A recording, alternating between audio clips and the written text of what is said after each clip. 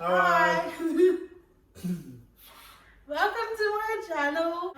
This is episode 1 of a new segment that we are introducing, and it is called Talanoa. Talanoa is a Samoan word which roughly translates to talk.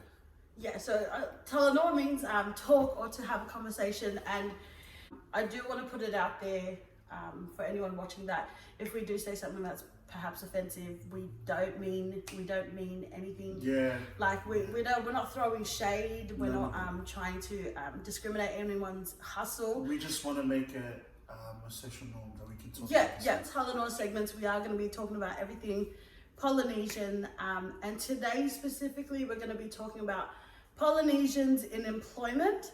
And Yes, I brought in a very special guest, one of my best friends, JORDAN TAVITA. For the backstory, I call JORDAN TAVITA Sarah. So if you hear me say Sarah, it's JORDAN.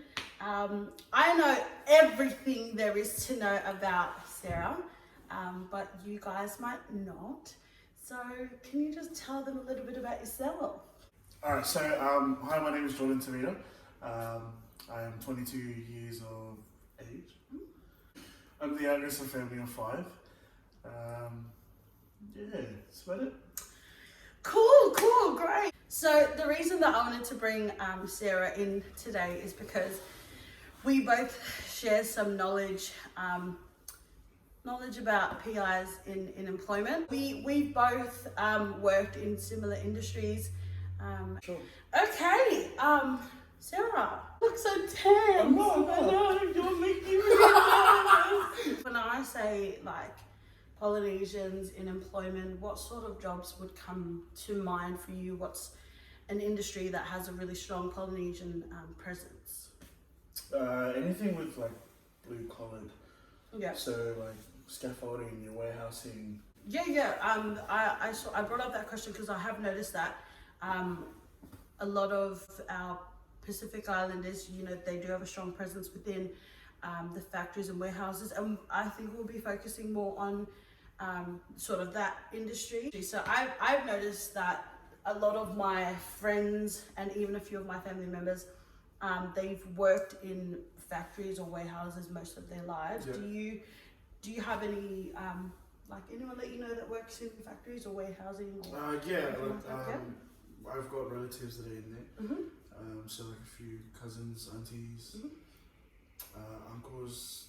The only person in my family that did work in that type of industry was my father, my dad. Okay. Got a lot of like extended family that I've worked in. Yeah, 100%. Yeah, I've actually got quite a few. Yeah. So a lot of people that I've spoken to in the past have actually said the same thing. That when they think of Polynesians in employment, they think of factories, warehouses, toll, DHL, Aldi, things like that. And a question that I really wanted to put on the table or even talk about is why? Like, why is there such a big why are there so many Polynesians in factory jobs, in warehousing jobs? I reckon it all comes down to what the family's position, like within the economy. Like, I mean, I know that working in warehousing that it's quick, easy money, and I know that as well as if you have a relative that is able to get the ends, like so like having someone work you can get in quicker. Or, but yeah, that's where my mind goes to with that. Is it's either because you have a connection to get in, or your family needs like quick income, sort of thing. Yeah. In terms of struggling, would you say like I feel like warehousing and factory, like I said before, is more like a physical struggle.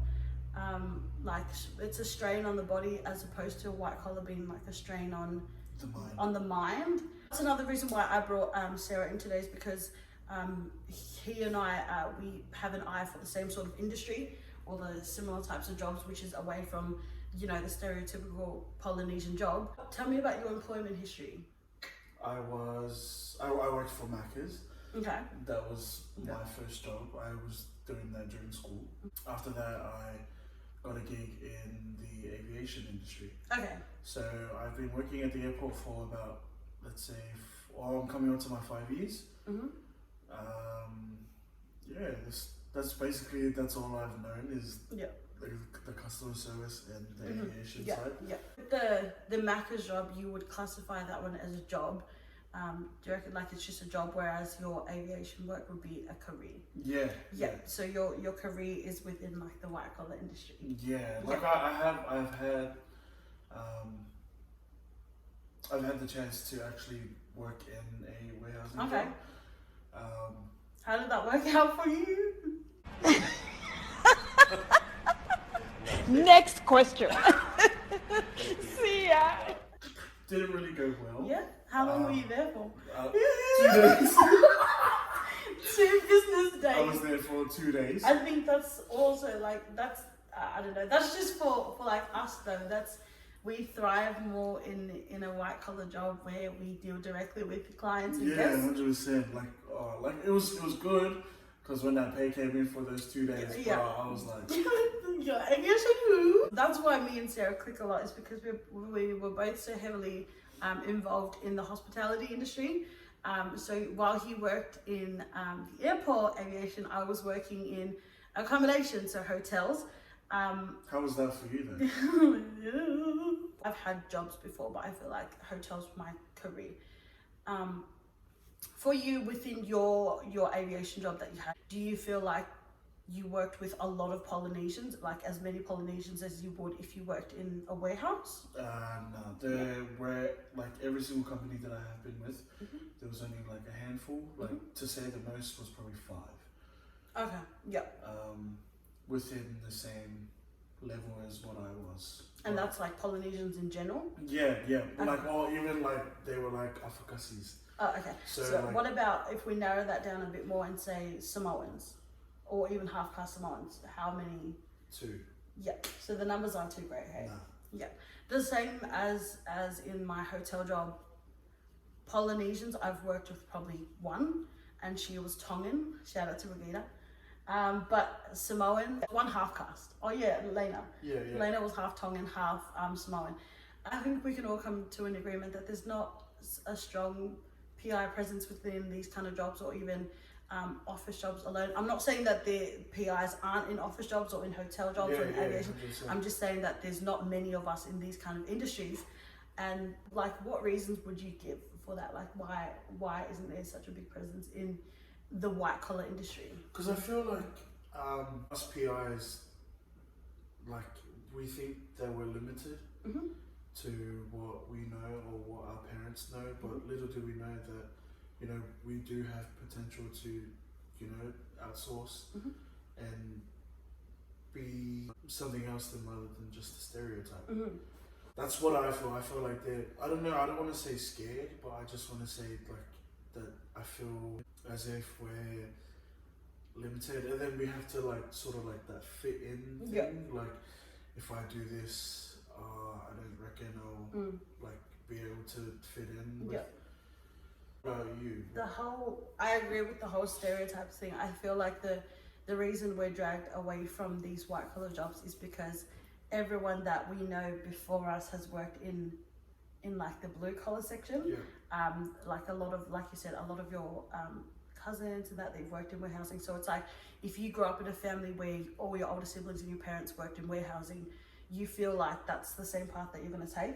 100%. Because even though you've never technically worked in a warehouse, because everyone before you has, it's almost like you're leaning more towards that side. Another reason why I feel like we're sort of drawn away from the white collar industry is because, like you said, the stereotypes that are placed against us. There's this big stereotype with Polynesians that we're macho people, that like we're more physical, like handy people. Do you get me? Yeah. Like we're really strong. Like being a Samoan girl, and for like one of your teachers to pick you to like do the chairs because you're Samoan, Like that's not happening. No. Does that happen? Yes. What do you mean? In high school and primary school. I mean, I was strong, but like that's what they think we are. They think that we're just these strong people who can do physical work. And so I feel like because of this stereotype, we're automatically drawn towards this work that requires strength rather than like strain on the brain. Yeah. I don't know anyone that works in law enforcement or law. I asked Sarah if he knows anyone that works in law enforcement or is a lawyer or a doctor or any of those like any of those high achiever jobs. Yeah. Do you know anyone personally in any of those jobs? Yeah, I know a few, but to name one, I have a cousin who's a police officer. Oh, Flickney? Yeah. Yeah, I know who she is. She's currently located in Melbourne, and but she did all her like task force here in Sydney in Goulburn, I think. Yep. In Goulburn, yeah. So she was there for a while, but yeah, shout out to Flick. That's the sound of the police. So she's one of the few that I know. But yeah, she works as a police officer. Cool. How do you know roughly how long her journey was to become a police officer? I see. That's the thing I don't know. I do know that it was a while. Like it would have been like 5 years or something, from start to finish. Yeah. Or like 3 to 5 years. Yeah, I reckon it was like 3 to 5 years. And like that's really cool that you brought that up, because it's like, say that she finished high school and then she started this journey. Yeah. She finishes high school and just assume that she's straight away into uni to become like a police officer. So she's sort of working her way into her career. Yep. And that's sort of 5 years. Not to say that she didn't get a job, like a part-time job or anything between there, but that's sort of like 5 years that she's dedicated to studying in order to start earning money, would you say? Yeah. I feel like that's another reason why, because of time. Like Polynesians know that money fuels everything. If you know, you know. In a Polynesian family, and I don't know if it's just specifically Samoan, but someone's always dying, someone's always getting married, someone's always giving birth, someone's always having a birthday. And because of our cultural views, there's always money involved. Yeah, it could literally be like your cousin's dad's neighbor's uncle. And because respect is dogs owners, because respect is such a big thing in our culture, it's sort 100%. Of like to show our respect and to show gratitude. Yeah, towards that family. It's all money. To go to school, it's money. To your everyday expenses, it's money. And then another thing as well that we're so heavy on is church. And if you've been to a church or you've been in the same church for like more than 3 years, you know that church is money as well. That's another subject, but everything is money. And so when you finish high school, you want to help your parents straight away. Yeah. And that's why you find the sort of, not the easy road, but the job that you don't have to study 5 years for to start earning money. Yeah. That's why I feel like a lot of us do end up in the warehousing, because you don't need to like specifically study, or it's not something that you need a degree or a certificate to like enter. So I feel like that's the demand for money, this need to help our parents immediately, is sort of why the easy road is. Yeah, like 100%. Like with my aviation jobs, there was a long recruitment process. Yeah. It went from me applying for the job, then I had to do like video recordings of myself, like answering questions, and then it went to a phone interview, and then my reference calls, and then it went to a group interview, and then a one-on-one, and then I found out 2 months later. Yeah. And within those 2 months, if you were working in like a warehousing job, that's money. Yeah. 2 months worth of pay in a warehouse job. That's like that's what I was saying. Like when I used to do when I went for that warehousing job, I did an induction one day. Yeah. It was say it was a Thursday. I got a call saying that I got it. I started Monday. Like 2 days over 2 months. Yeah. So the recruitment process is very different for white collar job in terms of compared to a blue collar job. Oh, do you ever feel like if you worked a full week, so like Monday to Friday, and you work in, say, your airport job, and then you have a friend who works in perhaps a warehouse, and you both meet up on like a Saturday or whatever, and you complain about your weeks. Have you ever had someone say to you, yeah, but you're lucky you just sit in front of a computer all day. You're lucky you just watch a screen all day.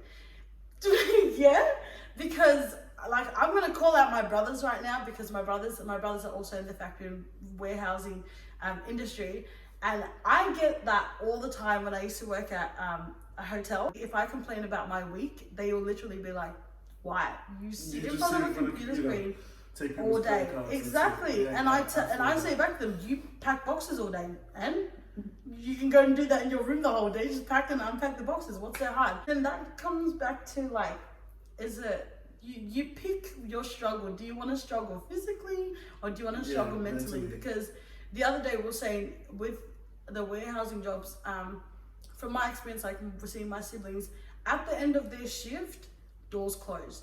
Your mind is no longer on work. You're not thinking about what you're going to be picking tomorrow or what loader you're going to be loading up tomorrow. It sort of closes. But I know that for us both, when my shift finishes, my curtains don't close because I'm constantly thinking about if I did the right transactions, if I did my reports properly, if I followed all the procedures, if I locked up the store properly. Like there's always thinking about your day because there's so many policies and procedures. Do you feel like the same is for you? You finish work but you're still working? 100%. Like, my emails are still popping, like even after I clock off. That's because there's always AONs that come out. So AON is like a new policy that's just come out, and then we need to be updated for our next shift. If we don't read it or if we don't sign it, we're not compliant to start the next shift. So it's always having to keep on tabs with your email. We're not trying to say that we're working harder, because when we finish, we still work. We're not trying to say that. We're just saying that there's two different, like for instance, they're both two different environments. So sometimes they do come with different possibilities and outcomes. So another thing that also just came to mind, in your typical white collar job, when I say white collar job, I'm just gonna refer strictly to like hotels and aviation because it's two industries that we're very familiar with. So in white collar jobs, it's more of a customer service role. So we're constantly dealing with people all the time, whereas in your factories and warehouses, you deal with the other employees there, but you're rarely ever dealing with like new faces every single day. I know that us Polynesians are like, people would know that we're such happy, bubbly people, but at the same time, I know that Polynesians, we're known to sort of lash out sometimes, and I feel like not everyone can handle the pressures of a Karen. And I feel like that's why a lot of us are like resorting to these other jobs, is because you do your own work, you stay in your own lane, you don't have to deal with other people. Like your earphones on, you just do you. Like. Whereas in our roles, it's sort of like you're doing your job. If you have 60 guests checking in, or your 60 packs, is that what they call it? Checking in, it's 60 different experiences that you have to deal with in a day. So it's like you need to be able to meet their needs, thrive under pressure, do it in a timely manner. Whilst also remaining professional throughout the whole thing. So I feel like that's not really something that we learn how to do in our like culture. We know to respect our elders and things like that, but I feel like a lot of times when we are placed in difficult situations, we sort of get frustrated and then get physical and things like that. Do you feel like you've ever, so it's a two-part, do you feel like you've ever experienced discrimination within your aviation role, like from 100%. from your are they customers?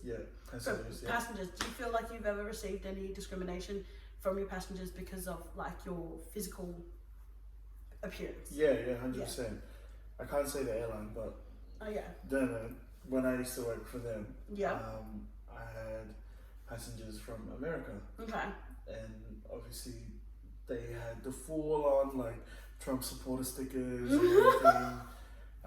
They even had like the Confederate flag painted on their suitcase and stuff. So I'm like, when I got them, I was like, oh, okay, so like hopefully it'll go well. Like, but nah, they refused for me to even serve them. Like, the only word that I got to them was, "Hi, how are you? How can I help you?"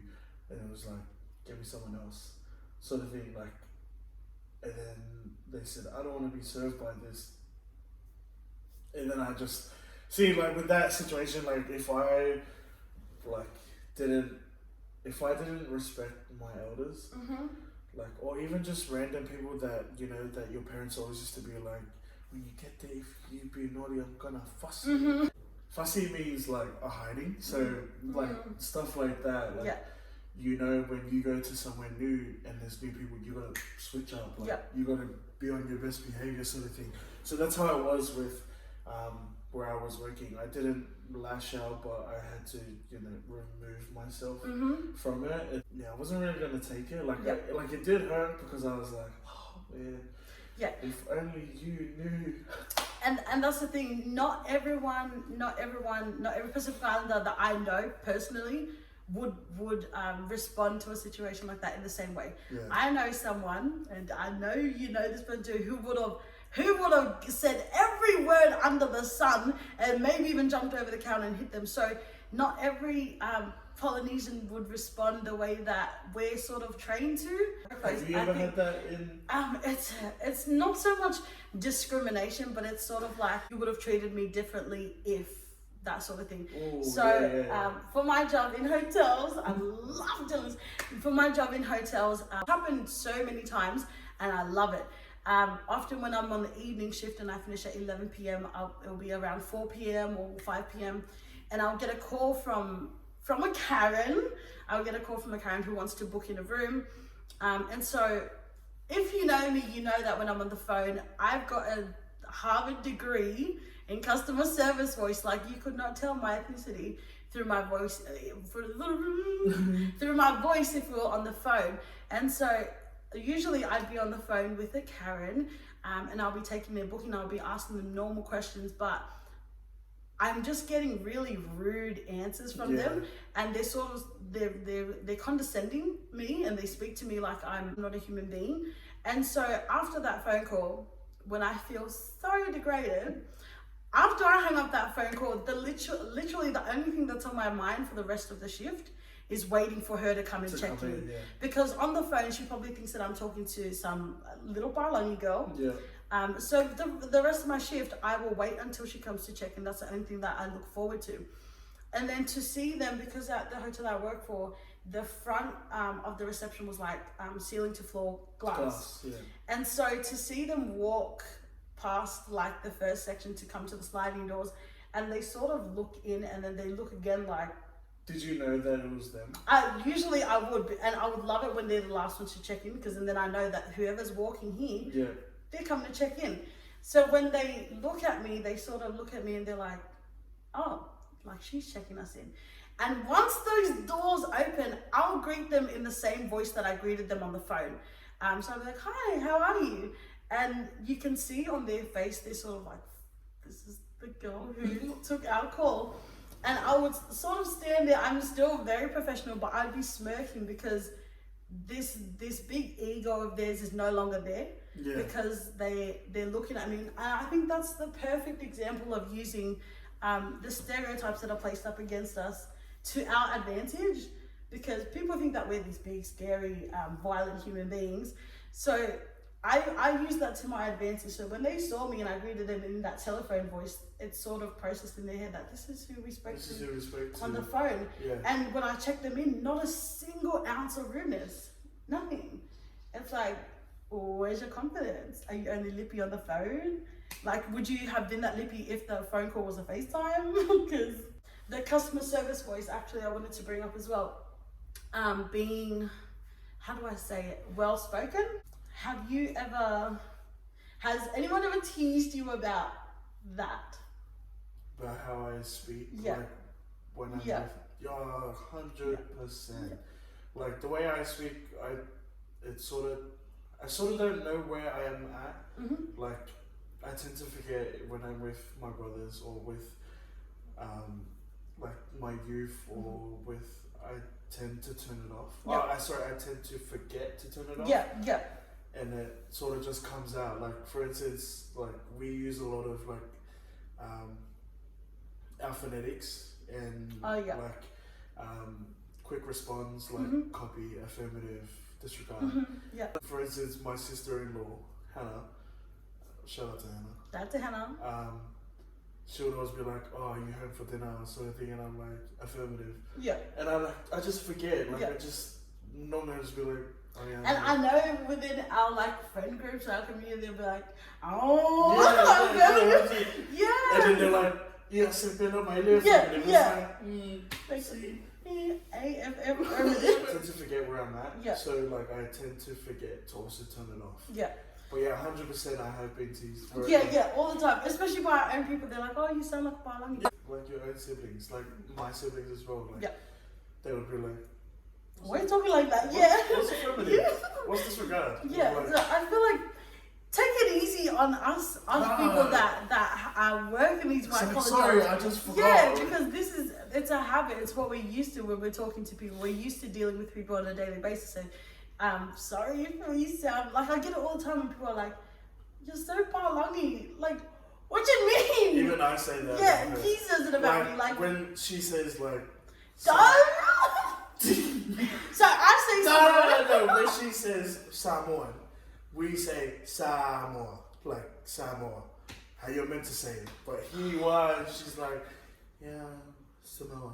It's like, I say Samoan. If you were to give our younger PIs, our younger generation, any advice about their careers or anything like that, what would you say? I would say don't be afraid. You know, don't be afraid to break the stereotype. Don't be afraid to not fit in. You know, like sometimes that ends up working, and then you end up like fitting in, sort of thing. Like, don't feel as if you are limited to what your peers or your family or your friends say. You know, like the sky's the limit. Don't hesitate. You know, if you want to do something, put your whole heart into it and go for it.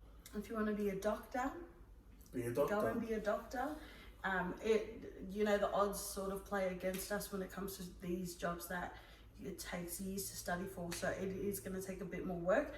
And I mean, in terms of bringing in an income, so if you are trying to be a doctor or a lawyer or even a police officer, find a part-time gig, but it just means that you have more on your plate.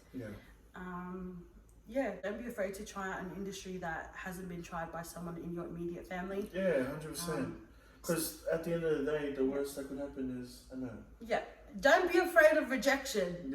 And I don't mean that in just employment, I mean in your whole life. Don't be afraid of rejection or failure, because honestly, it'll just set you back. You would rather be rejected than to wonder, what if you tried this industry? Like, if you want to go and be a beautician, go and be a beautician, even if it means taking a part-time. It means taking a part-time. You didn't say it. Even if it is taking a part-time job, like, take it. Don't be afraid. Like, honestly, that's the last thing that you want is regret. Try and be more supportive of your kids' goals. Be realistic as well. Get them to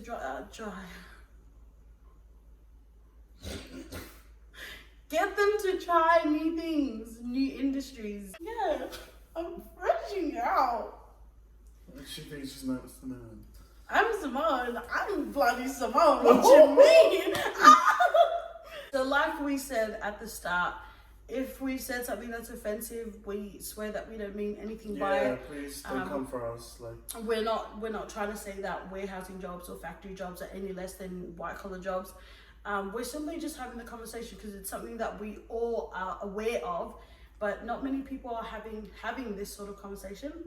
And I feel like if any younger generation watches this, it will inspire them to sort of reach beyond what's already been laid out for them. Yeah, as again, don't come for us in the comment section, please. Please, We good intentions. we are talking from a pure fatu. Every single episode we are going to be doing a word of a day. Oh, every single episode we're going to be doing a word of the day. Just to educate everyone on this Samoan, we're still learning, so if we pronounce anything wrong, forgive us. And the word of the day is Saili. Sa'ili means to seek. Yeah. I'm pretty sure.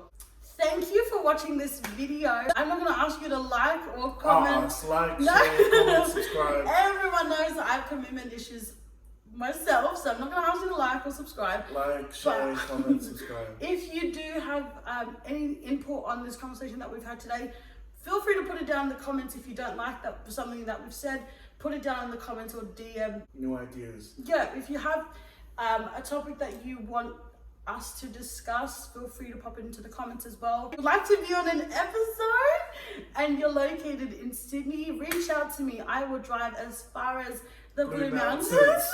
How many kilometers is that? 50 kilometers radius. I'm based out in Campbelltown. I'm willing to come out to you if you give me a topic that is interesting enough. But yeah, if you have any thoughts, feel free to pop it into the comments. We welcome any feedback, any criticism. And yeah, that's everything for today's episode. Thank you for joining us, and we'll see you guys hopefully in the next one. Topa. Olo tofi ole toto malefue ole leole tu malo fa taimo awala ngalue o so leo fa tauva e fai mo sui si ama